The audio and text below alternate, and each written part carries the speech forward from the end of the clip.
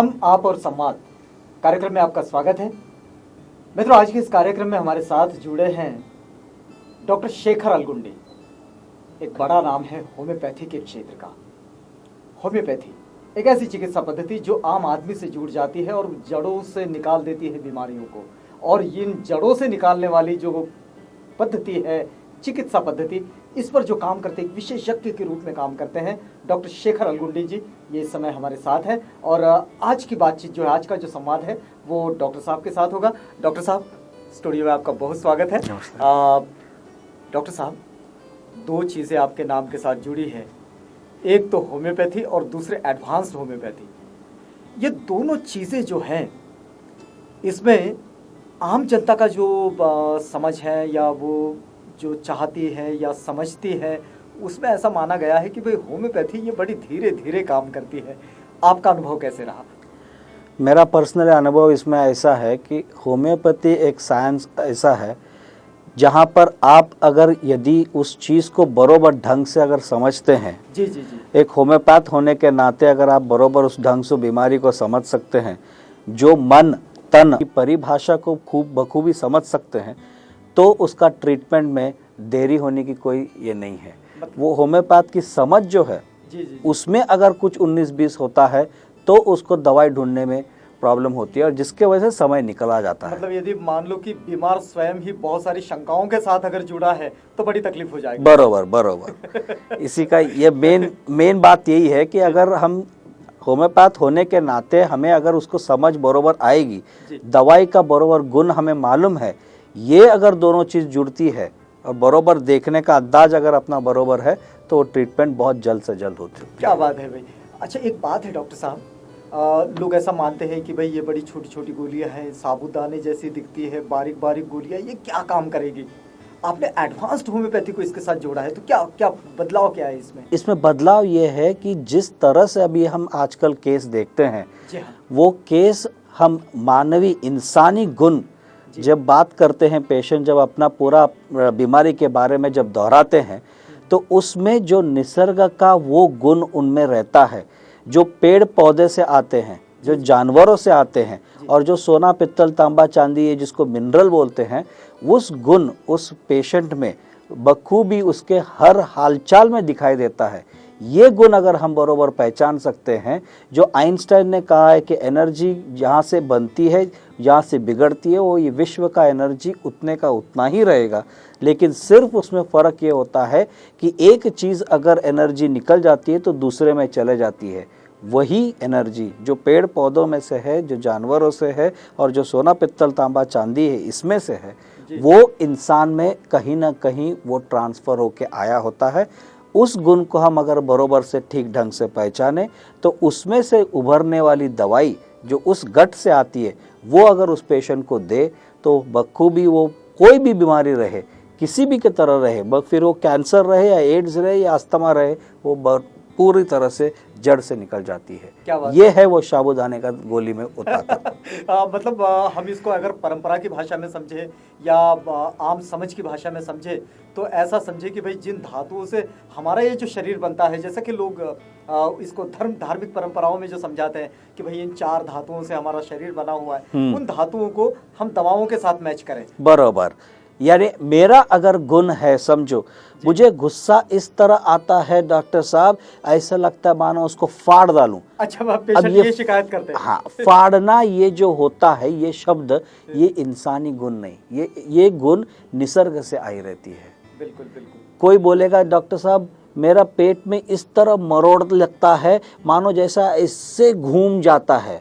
अब ये जो है, ये जो बताने की जो तरीका है पेशेंट का, मरोड़ने से कहीं ना कहीं वो निसर्ग का वो चीज से जुड़ा हुआ, वो जो उसका स्वभाव गुण जो उसको उन धातुओं के साथ मिला, हाँ, वो स्वभाव गुण वो धातुओं के साथ मिला हुआ है, क्योंकि निसर्ग से आई हुई वो चीज वही से वो बनता है।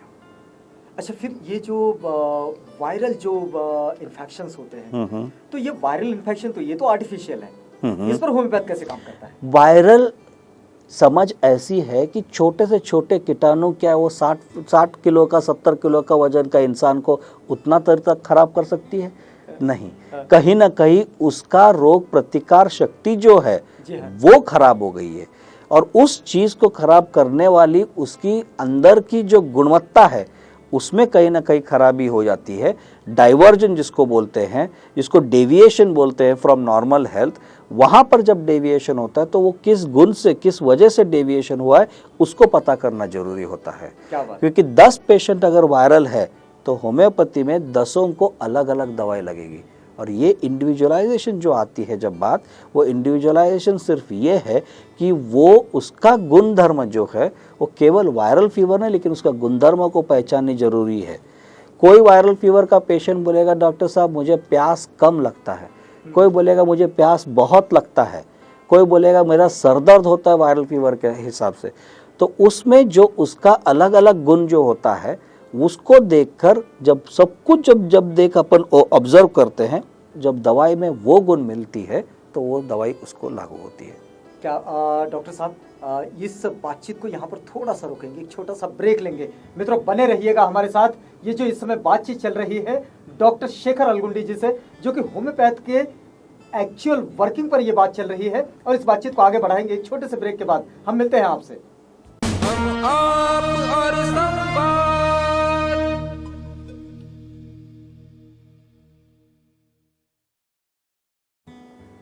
हम आप और संवाद कार्यक्रम में पुनः एक बार आपका स्वागत है।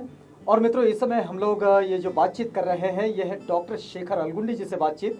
और डॉक्टर शेखर अलगुंडी जी का एक छोटा सा परिचय आपको दे दें कि डॉक्टर शेखर अलगुंडी जी ये एडवांस्ड होम्योपैथी पर काम करते हैं। होम्योपैथ के एक जाने माने चिकित्सक हैं, और ये जो भारत में जो एडवांस होम्योपैथी पर जो काम चलता है इसके पैनल पर वे अग्रणी माने जाते हैं। होम्योपैथ के संबंध में जो आम समझ होती है, लोग मानते हैं कि भाई ये बहुत धीरे काम करती है, लेकिन उसका काम करने का तरीका वास्तव में कैसा होता है यह हम इस समय डॉक्टर साहब से जान रहे हैं।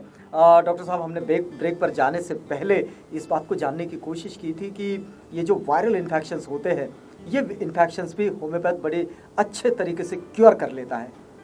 आप कैसा मानते हैं कि ये जो वायरस जो होते हैं, ये वायरस जो आर्टिफिशियली तैयार होकर आते हैं और एलोपैथ इस पर जिस तेज़ी से काम करता है, लोग ऐसा मानते हैं कि होम्योपैथ के पास जाना ही नहीं चाहिए, ये तो बहुत धीरे होता है। आपका अनुभव कैसा रहा व्यक्तिगत रूप में? मेरा व्यक्तिगत रूप में अनुभव इतना बढ़िया है कि वायरल इन्फेक्शन के दरमियान हम क्या करते हैं कि उस दरमियान उस पेशेंट में जो ऑब्जर्वेशन होती है, जो हम देखते हैं, जो हम निगरानी करते हो पेशेंट का, वो गुण, और उसमें जब वो बताते हैं कि क्या उनको तकलीफ हो रही है, वो दोनों का उसमें कहीं ना कहीं कोई चीज़ जो वायरल इन्फेक्शन के लोगों में दिखता नहीं, लेकिन इस बंदे में या इस पेशेंट में वो बखूबी बहुत ही खुलकर दिख रही है। मतलब वो पहचाना जाता है, देखा जाता है, सुना जाता है। और यही नहीं कि पेशेंट के साथ आने वाले वो व्यक्ति भी उसके बारे में जो हटकर गुण आई है, हटकर उसका बर्ताव दिखने में आया है, उसके बारे में जब वो परिचय करके देता है हमें, उसको हम देखते हैं कि कौन से दवाई में वो गुण है जो हटकर आया है।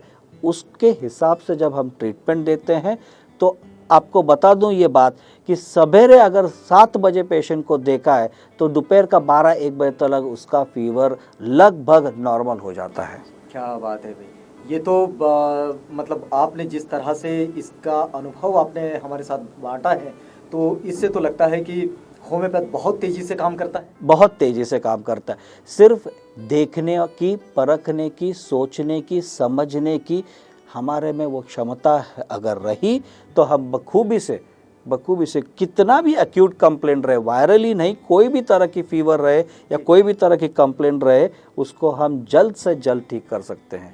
क्योंकि न्यूटन ने कहा है जिस तेजी से अगर चीज आती है उसी तेजी से वो जाना भी चाहिए। बिल्कुल बिल्कुल, मतलब वो सेम स्पीड होनी चाहिए, सेम स्पीड होनी चाहिए। हाँ, यदि अगर उसमें थोड़ा भी 19-20 होता है, इसका मतलब होम्योपैथी को ब्लेम नहीं करना, होम्योपैथ को ब्लेम करना। क्योंकि होम्योपैथ की क्षमता नहीं होती, देखने की, परखने की, सोचने की वो कैपेसिटी नहीं रहती, उसके वजह से वो फेलियर होता है। अच्छा, मतलब वो तो दवाइयों का जो उन्होंने चुनाव किया है उस पर ये निर्भर करता है। हाँ, उस पर ये निर्भर करता है कि मैंने यदि ये दवाई दी है तो किस वजह से दी है, क्यों दिया है, क्या देखा है वो पेशेंट में, उस दवाई में क्या गुण है जो इस पेशेंट के गुण से मैच होता है और ये काम करेगी। आप कैसा मानते हैं कि इस समय होम्योपैथ जो है या होम्योपैथी जो है भारत में कितना रिस्पांस बन रहा है? काफ़ी रिस्पांस है। आज मैं दुनिया भर में सभी जगहों पे सेमिनार्स देने के लिए जाता हूँ, पेशेंट्स देखता हूँ, लेकिन आज इंडिया में इतना होम्योपैथी का प्रभाव रहा है कि लोग, मैं जब 25 साल 24 साल पहले जब प्रैक्टिस शुरू किया था तो मैं हार्डली कोई बच्चों को देखता। अच्छा। नॉर्मली जो देखता पेशेंट तो सिर्फ बूढ़े बुजुर्ग लोगों को देखता, लेकिन आज मैं देख रहा हूँ कि न्यूली बॉर्न बेबी भी अगर है तो उनके जो माता पिता हैं वो पहले दिन से उनको होम्योपैथी देने की चाहत रखते हैं। मतलब भारत में भी होम्योपैथ का जो प्रस्त है वो बढ़ता चल रहा है। काफ़ी बढ़ता जा रहा है। लोगों में काफ़ी आज के तारीख में इतना विश्वास हो गया है कि वो चाहते नहीं है कि कोई एलोपैथिक या कोई भी दूसरी तरह की दवाई दे जिससे कि बीमारी दब जाए। आज ये बात फैल चुकी है कि बीमारी दबता है, उसके वजह से काफ़ी अलग अलग तरह के बीमारियाँ होते हैं। जड़ से निकालना है तो होम्योपैथी सबसे बेस्ट। तो क्या होम्योपैथ में ऐसी व्यवस्था बनती है कि जो बीमारियां हैं वो दबती नहीं है, वो उभर कर बाहर चली आती है? उभर कर बाहर चली आती है, लेकिन उसके लिए भी आज के तारीख में हमारा जो सोच है वो ये है कि डॉक्टर शंकरन ने जो आज के तारीख में इतना डेवलपमेंट किया है उसके अंदर, जिसको हम सेंसेशन मेथड बोलते हैं, उसमें कौन सा पोटेंसी की दवाई कैसे दी जानी चाहिए, किस तरह का उसका मायाज़मा यानी उसकी रोग प्रतिकार शक्ति किस तरह का है, वो किस तरह का बर्ताव रहता है उसके अंदर, वो किस तरह का उसको देखता है, परखता है, सोचता है, समझता है, रिएक्ट करता है, ये सभी चीज़ों का इतना बखूबी से उन्होंने अपने को ये सिखाया है आज के तारीख में, जिसके वजह से आज मैं आपको बता दूं मेरा प्रैक्टिस में लगभग 3 से 4 गुना उसका रिजल्ट का इम्प्रूवमेंट देखने में आया है। क्या बात है भाई। अब मुझे डॉक्टर साहब एक बात बताइए, आपकी हमारे देश में एक वैक्सीनेशन कैंपेन चलता है और ये वैक्सीनेशन कैंपेन में अधिकतर एलोपैथ के वैक्सीनेशन होते हैं। क्या आपको लगता है कि होम्योपैथ को भी इस पे जोड़ना चाहिए? आइडियली अगर मैं कहूँ, मेरे घर को संभालने के लिए अगर मैं सक्षम हूँ तो मुझे कोई दूसरी वॉचमैन की ज़रूरत नहीं गिरती। अगर मेरे खुद के शरीर के अगर इम्यूनोग्लोबिन्स को उतना सक्षमता है कि वो अपनी बीमारी को, अपने शरीर को संभाले, तो मुझे आर्टिफिशियल इम्यूनोग्लोबुलिन वैक्सीन के तौर पे लगाने की क्या ज़रूरत है? तो इसको वैक्सीनेशन कैंप से जोड़ा जा सकता है? जोड़ने की मुझे नहीं लगता कि उसमें वैक्सीनेशन कैंप के साथ जोड़ने की कोई ज़रूरत है। उसको हम लोग यहीं से ट्रीट करें और उसका इम्यून सिस्टम बढ़ा दें? उसके इम्यून सिस्टम बढ़ा दें, क्योंकि हमारा दवाई से क्या होता है, उसकी रोग प्रतिकार शक्ति बढ़ती है, जिसको हम बोलते हैं वाइटल फोर्स को ज़्यादा स्ट्रॉन्ग करते हैं। जी। और साथ ही साथ में उसको इतर बीमारी जो है, जो बाकी के जो बीमारियाँ हैं उसके साथ लड़ने के लिए उसको सक्षम बनाती है। आपको क्या लगता है कि बहुत सारे हम लोग होम्योपैथ्स देखते हैं जिन्होंने होम्योपैथी की पढ़ाई की है लेकिन प्रैक्टिस एलोपैथ का करते हैं, आपको क्या लगता है कि ये लोग ऐसा क्यों करते होंगे? ऐसा है कि अपना सिस्टम इस तरह का है कि काफ़ी लोग जो रिमोट एरिया से आते हैं जी। उनका जो आर्थिक परिस्थिति बोलो या उनका जो सोच की विचारधारा बोलो, उसमें ऐसा होता है कि माँ बाप इतने मेहनत से सिखाए रहते हैं कि वो चाहते हैं कि डॉक्टर बन गया बेटा अभी कमाने लगेगा, ये एक है। दूसरा ऐसा है कि सिखाने की जो पद्धत होती है उसमें काफ़ी चीज़ें ऐसे हैं जिसमें सुधार की ज़रूरत है, इंफ्रास्ट्रक्चर की ज़रूरत है। तो ये सब चीज़ों की अगर ढंग से, सही ढंग से अगर इसमें सुधार हो जाए तो मुझे नहीं लगता आती पीढ़ी में कोई भी ये सोचे कि मैं होम्योपैथी पढ़ने के बाद एलोपैथिक प्रैक्टिस करने की ज़रूरत करे। लेकिन एक बात तो ये भी है डॉक्टर साहब कि यहाँ जो होम्योपैथ के डॉक्टर्स हैं वो एलोपैथ की तरफ जाते हैं, लेकिन जो गांव के जो लोग हैं जो बड़े कष्ट से अपने जीवन को यापन करते हैं, लेकिन वो भी होम्योपैथ से नहीं जुड़ पाते। इसके पीछे क्या वजह है? इसके पीछे वजह यह है कि उनकी जो बेसिक ग्रास रूट लेवल से जब फर्स्ट ईयर BHMS में आते हैं तब से लेकर उनके दिमाग में वो ड्रिल किया ही नहीं जाता है कि होम्योपैथी ही तुम्हारे लिए माँ बाप है, होम्योपैथी ही तुम्हारा धर्म है। जब हम सिखाने वाले जो टीचर्स होते हैं, अगर यदि हम उनमें उस तरह से अगर बोलते हैं ना, जैसा पौधा अगर लगाया जाए तो उसको अगर ठीक ढंग से अगर उसका देखभाल नहीं किया जाए तो उसका बढ़ना मुश्किल है। वो अगर हम उनको पहले ही दिन से अगर उसमें ड्रिल कर देवे कि ये होम्योपैथी ऐसा है, इसका प्रिंसिपल्स ये है, इसके गुण ये है, तो वो बंदा कभी भी आगे चलकर होम्योपैथी छोड़कर दूसरा पैथी में नहीं जाएगा। डॉक्टर साहब फिर यहाँ रोकूंगा मैं एक छोटे से ब्रेक के लिए। मित्रों बने रहिएगा हमारे साथ, ये बातचीत चल रही है होम्योपैथ और उसके परिणाम पर ये बातचीत हो रही है होम्योपैथ के विशेषज्ञ डॉक्टर शेखर अलगुंडी जी से। ये बातचीत आगे भी जारी रहेगी, बने रहिएगा। एक छोटे से ब्रेक के बाद मिलती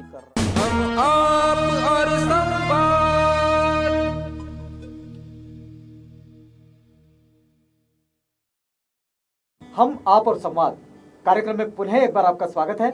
मित्रों इस समय हम लोग यहाँ स्टूडियो में बातचीत कर रहे हैं होम्योपैथ के विशेषज्ञ डॉक्टर शेखर अलगुंडी जी से, और ये जो बात हो रही है ये बात हो रही है होम्योपैथ की विशेषता पर, उसके विशेषज्ञता पर, और होम्योपैथ किस तरह से काम करता है और वो बड़े ही कम खर्चे में बड़ा ही कारगर इलाज करता है, और ये इलाज होता कैसे है, लोग इससे कैसे जुड़ते चले जाते हैं। डॉक्टर साहब के अनुभव इस समय हम आपके साथ बांट रहे हैं। डॉक्टर साहब अभी हम लोग ब्रेक पर जाने से पहले एक बात यहाँ कर रहे थे कि ये जो गांव के जो लोग हैं थोड़े से अशिक्षित होते हैं, विश्वास नहीं कर पाते कि किस चीज़ को संभाले किस चीज़ को ना संभाले। कभी तो स्थिति ये थी कि वो आयुर्वेद पर इतना ज़बरदस्त विश्वास करते थे कि फिर वैद्य और हकीम और नीम हकीमों के पास बिल्कुल चले जाते थे, लेकिन आजकल एलोपैथ के डॉक्टर्स के पास जाते हैं, मानते हैं कि भाई इंजेक्शन लगे तो आदमी ठीक हो जाए। ये समझ नहीं बढ़ पाना या फिर होम्योपैथ के विषय में उनके प्रति आकर्षण ना होना, इसके पीछे कोई खास वजह हो सकती है? इसके वजह मेरे ख्याल से दो चीज़ है। एक तो हमारे जो जहाँ कॉलेजेस में सिखाया जाता है, अगर यदि सिखाने वाला खुद अगर प्रैक्टिस नहीं करता, क्लिनिकल नॉलेज जिसको बोलते हैं जी। या जिसको theoretical as well as clinical अनुभव जो रहता है, वो यदि अगर अपना खुद का अनुभव उसको वो विद्यार्थी को या नई पीढ़ी को अगर हम वो बांटते नहीं है, मैं कहाँ पे गलती कर रहा हूँ, ये अगर मैं सिखाने वाला व्यक्ति अगर उसको अगर हम नहीं समझा सकते हैं तो उनका आँख कभी भी खुलेगी नहीं। केवल सिर्फ अपना एक पेपर पे कलम से लिख दिया कि ये दवाई इस कारण की होती है, उस कारण की वजह से होती है, इससे सिर्फ इतना सीखने से वो कभी भी प्रभावित नहीं होगा। उसको क्लिनिकल अटैचमेंट चाहिए, अलग अलग जगहों पे कैंप करना जरूरी है, मतलब प्रैक्टिकल नॉलेज चाहिए। अगर प्रैक्टिकल नॉलेज अगर यदि है तो ही वो विद्यार्थी अपने आंखों से खुद के नज़रों से वो देखेगा कि ये रिजल्ट भी होता है, और जब ये अनुभव आती है तभी जाकर वो उसको अपना सकेगा। क्या बात है। डॉक्टर साहब एक बात जो है कि डायबिटीज़ के संबंध में आजकल हमारे देश में ये बड़ी समस्या होती चली जा रही है। आपको क्या लगता है क्या वजह रही होगी इसके पीछे? क्या सिर्फ जीवन शैली इसके पीछे है या फिर हमारे देश में ये ढांचा बनता चला जा रहा है? स्ट्रेस, तनाव जिसको बोलते हैं जी। यदि कोई भी अगर मॉडर्न मेडिसिन के डॉक्टर को पूछेंगे तो बोलेंगे किस वजह से है, तो बोलेंगे स्ट्रेस है। स्ट्रेस क्या है? स्ट्रेस कुछ भी नहीं है, वो हर सिचुएशन को, हर घटना को जिस तरह से वो देखता है, जिस तरह से उसको फील होता है, जिस तरह से उस चीज़ को रिएक्ट करता है और कितने समय तक वो घटना उसके दिमाग में रहता है, जो चीज़ का उसके दिमाग में, उसके शरीर में वो बंधन होता है, वो होकर उसको वो तरह की बीमारी तैयार होती है। फिर वो डायबिटीज़ रहे या फिर ब्लड प्रेशर रहे या कोई भी तरह की बीमारी, ये सिर्फ केवल उसकी मानसिक, शारीरिक और जिस तरह से, जिसको वाइटल फोर्स हम बोलते हैं, जिस तरह से वो परखता है, देखता है, रिएक्ट करता है, और जब भी ऑल्टरेशन होता है तो वो शरीर का सभी जगहों पे, यानी हार्मोनल लेवल पे हो, उसका साइकोलॉजिकल लेवल पे हो, उसका शारीरिक लेवल पे हो, सभी जगहों पे ऑल्टरेशन करके वो मतलब नर्व सिस्टम में जैसा एक्टिवनेस है वो वैसा काम करता है सभी जगहों पे। सही बात है ना? हाँ, जिसको हम PNEI एक्सिस कहते हैं, साइको न्यूरो एंडोक्राइनोलॉजिकल एक्सिस।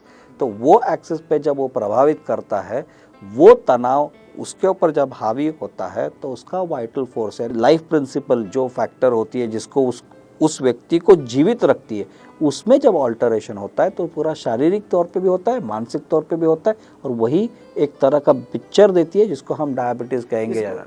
लेकिन इसको होम्योपैथ का पूरी तरह से क्योर करता है, पूरी जड़ से क्योर करता है, क्योंकि नाम से क्या लेना देना। उसका शरीर को देखो, उसका मन को देखो, कि क्या हट कर उसमें गुण आता है उसको देखो। जो हम केस टेकिंग में करते हैं। लेकिन डॉक्टर साहब लोग ऐसा मान के चलते हैं कि भाई ये मधुमेह ऐसी बीमारी है कि जड़ से जाती ही नहीं। तो यही चीज़ के लिए हम अगर यदि कैंप करें, यदि अगर हम उसको छोटा छोटा ऑर्गेनाइजेशन में अगर यदि हम अवेयरनेस जिसको बोलते हैं उनको अगर हम छोटा सा अगर प्रोग्राम रख के जिसको अपन टीचिंग करें, तो मेरे ख्याल से ये काफ़ी सुधार होने की चांसेस है। काफ़ी लोगों में बदलाव होगी, सोच में बदलाव होगी कि आज तक जो हम सुनते आए हैं उस चीज़ को आज इसके आगे, आज इतना मीडिया है, सब कुछ है, प्रिंट मीडिया है, क्यों ना हम आर्टिकल्स लिखें, क्यों ना हम उसको प्रचार करें, क्यों ना हम लोगों तक पहुंचाएं। जो सच है वो हमेशा उभर कर आएगी। बिल्कुल।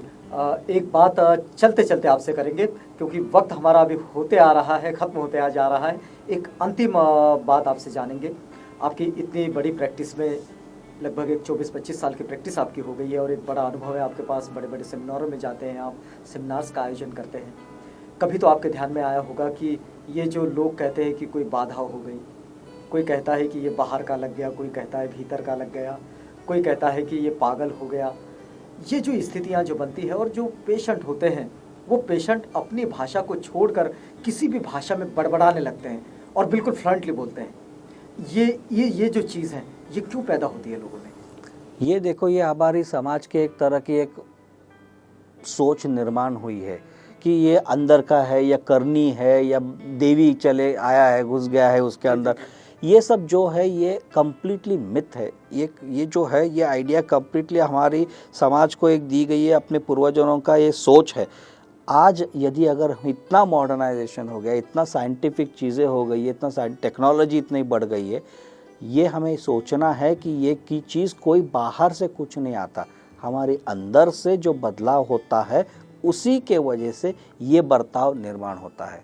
और ये अगर हम सोच नहीं पाते, यदि अगर हम लोगों तक पहुंचा नहीं सकते हैं, तो फिर भी आज इतना मॉडर्नाइजेशन होने के बावजूद हम वही पुराने ख्याल के रह जाएंगे कि ये इसका देवी चढ़ा है, ये इसका भूत प्रेत चढ़ा है। सारी चीजें जो उभर कर आती है वो हमारे अंदर से ही आती है, हमारे मन से आती है, हमारे तन से आती है, अंदर से आती है, बाहर से कोई चीज का प्रभाव नहीं। इसका इलाज होम्योपैथ कैसे करता है? इसका इलाज यही है कि केस टेकिंग करना होता है।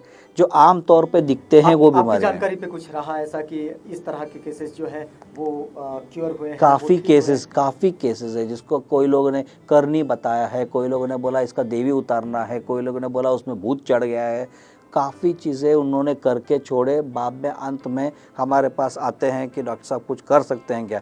तब हम जब उन पेशेंट को निगरानी से बखूबी से देखते हैं, केस लेते हैं और सही दवाई देते हैं, बहुत ही बढ़िया तरह से। इसका जो दूसरा तरीका माना जाता है कि भाई इसको इलेक्ट्रिक शॉक कर दिया जाए, ये सब चीज़ जो है इलेक्ट्रिक शॉक वगैरह ये सब चीज़ ये कोई फ़ायदे की नहीं है, क्योंकि इसमें पेशेंट का बहुत नुकसान होता है। पेशेंट जो पहले था स्थिति में वो बहुत काफ़ी अच्छा रहेगा, इलेक्ट्रिक शॉक देने के बाद वो जो स्थिति है उसमें कम्प्लीटली वो बदलाव हो जाता है, वो कुछ काम का नहीं रह जाता। उसके बाद अगर ट्रीटमेंट करना है तो कुछ नहीं कर सकते। मतलब उसको उसकी सौम्यता के साथ ही करना चाहिए, क्योंकि बात मस्तिष्क से जुड़ी। सही बात है, उसके सौम्यता के साथ ही करना चाहिए, ना कि उसको हार्श ट्रीटमेंट करना है। कभी किसी ने कहा नहीं कि हार्शली कोई ट्रीटमेंट हो सकता है। जी बिल्कुल, क्या ये कितनी अच्छी बात आई है कि भाई कोई भी ट्रीटमेंट ये उसकी कठोरता के साथ नहीं हो सकता, सौम्यता के साथ होगा। डॉक्टर साहब बिल्कुल चलते चलते एक अंतिम टिप्पणी आपसे लेंगे कि आप इस समय हमारे स्टूडियो में हैं, हमसे बातचीत कर रहे हैं, होम्योपैथ पर ये बातचीत हो रही है और बहुत सारे लोग आपको सुन रहे हैं। एक अंतिम रूप से आप होम्योपैथ पर या हमारे देश की पूरी स्वस्थता पर क्या टिप्पणी करेंगे आप? मेरा यही सलाह रहेगा कि लोगों को स्वास्थ्य अगर बरकरार रखना है तो नैसर्गिक जो रूप से बनती है चीज़ें, नैसर्गिक जो दवाइयाँ हैं, कई चीज़ें अपन घर में काढ़ा बना सकते हैं, उस चीज़ों को देखो। और अगर अपना यदि लाइफस्टाइल को थोड़ा सा बदली करेंगे, हमारी सोच को, दुनिया के देखने की दृष्टिकोण जो है अगर उसमें थोड़ा बदली करेंगे, तो मुझे लगता है कई सालों के अंदर ही स्वास्थ्य ये 100% स्वास्थ्य होगा सब लोगों को, मन से रूप है, तन से रूप। मित्रों, इस चर्चा से एक बात उभर कर आई है कि हम सब निसर्ग से निर्मित हुए हैं, प्रकृति से निर्माण हुए हैं, और जो प्राकृतिक चीजें हैं, जो औषधियों के साथ और हमारे आसपास के पेड़ पौधों के साथ, वनौषधियों के साथ जो चीजें आती है, वही चीजें हमारे जीवन को उन्नत करने के लिए सबसे ज्यादा कारगर होती है। और इन चीजों का अगर सही इस्तेमाल हम लोग करते हैं तो फिर अपने जीवन को निश्चित रूप से उन्नत कर पाएंगे। डॉक्टर साहब, आप हमारे साथ आए, हमसे बातचीत की, इस पूरी बातचीत के लिए आपका बहुत धन्यवाद। बहुत बहुत धन्यवाद। मित्रों, बने रहिएगा हमारे साथ। हम, आप और संवाद इस कार्यक्रम में तो हम इस जगह रुक रहे हैं, लेकिन प्रोग्राम आगे भी जारी है। बने रहिएगा आवाज इंडिया के साथ।